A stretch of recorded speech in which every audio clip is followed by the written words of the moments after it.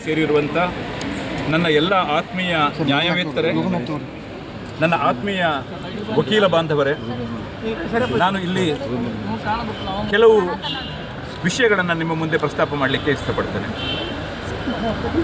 ನಾನು ಕಳೆದ 36 ವರ್ಷಗಳಿಂದ ನಾನು ಪತ್ರಿಕೋದ್ಯಮ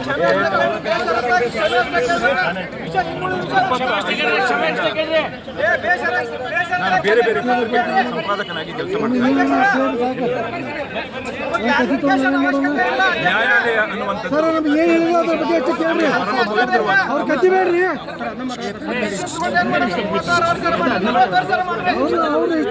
ನ್ಯಾಯಾಂಗ ಅನ್ನುವಂಥದ್ದು ಪ್ರಜಾಪ್ರಭುತ್ವದ ಎರಡನೇ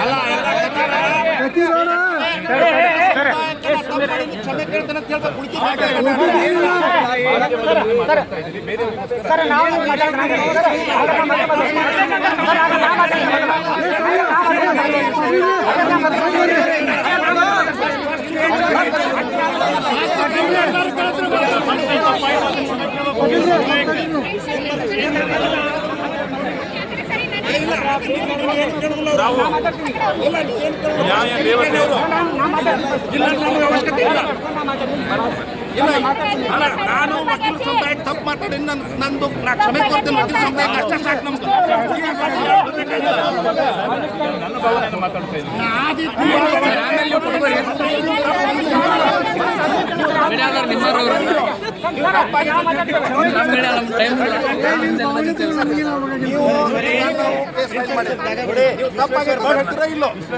ನೀವು ಒಂದು ಮಾತು ಮಾಡಿ ಹೀಗಿಷ್ಟೇ ನಾವು ನೀವು ಅವಾಗ ತಪ್ಪು ಮಾತಾಡಿ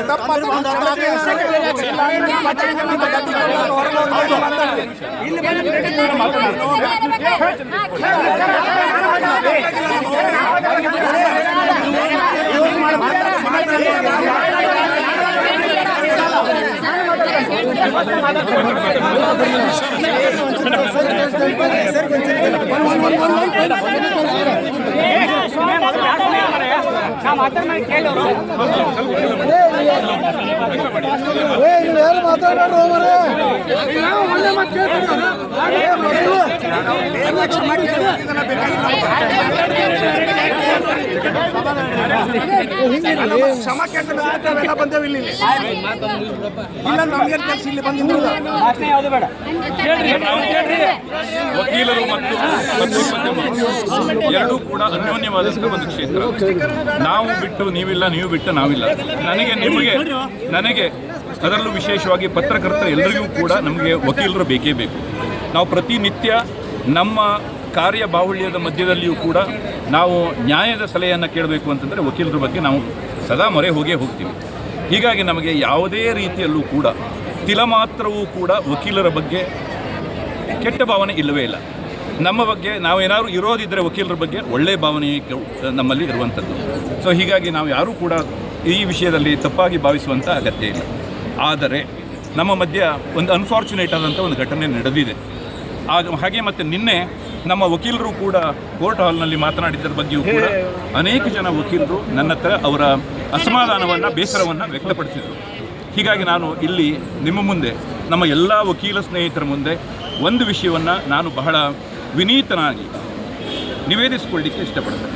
ಮೊಟ್ಟ ಮೊದಲನೇದಾಗಿ ನಿನ್ನೆ ನಡೆದಂಥ ಕೋರ್ಟಲ್ಲಿ ನಡೆದಂಥ ಘಟನೆಯ ಬಗ್ಗೆ ನಾನು ವಿಷಾದವನ್ನು ವ್ಯಕ್ತಪಡಿಸ್ತೇನೆ. ನಮ್ಮ ವಕೀಲರಿಂದ ಆದಂಥ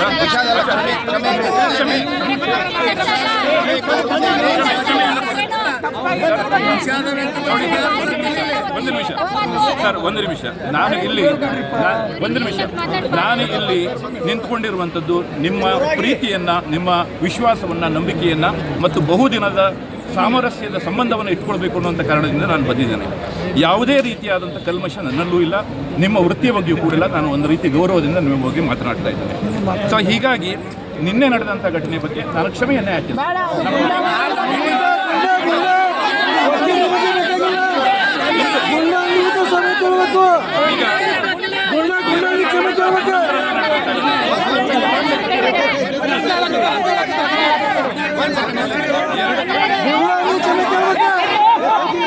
2011ರಲ್ಲಿ ಆದಂತಹ ಘಟನೆಯ ಬಗ್ಗೆ ನಿಮಗೆ ಖಂಡಿತವಾಗಿಯೂ ಕೂಡ ಬೇಸರ ಆಗಿದೆ ಅನ್ನುವಂಥದ್ದು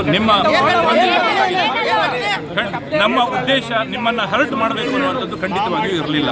ಆದರೆ ಅಚಾತುರ್ಯದಿಂದ ನಿಮಗೆಲ್ಲರಿಗೂ ಕೂಡ ನಾವು ಮಾಡದಂಥ ವರದಿಯಿಂದಾಗಿ ಬೇಸರ ಆಗಿದೆ. ಆ ರೀತಿಯಾಗಿ ಬೇಸರ ಆಗಿದ್ದರೆ ಖಂಡಿತವಾಗಿಯೂ ಕೂಡ ನಾನು ನಿಮ್ಮ ಕ್ಷಮೆಯನ್ನು ಯಾಚಿಸ್ತೇನೆ. ನನಗೆ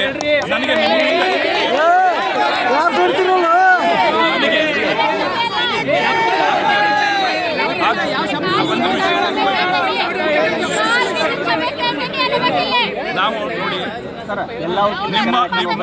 ನಿಮ್ಮ ಗೌರವದ ಬಗ್ಗೆ, ನಿಮ್ಮ ವೃತ್ತಿಯ ಬಗ್ಗೆ, ನಿಮ್ಮ ವೃತ್ತಿ ಗೌರವದ ಬಗ್ಗೆ ನನಗೆ ಅಪಾರವಾದಂಥ ಒಂದು ವಿಶ್ವಾಸ ಇದೆ, ಪ್ರೀತಿ ಇದೆ.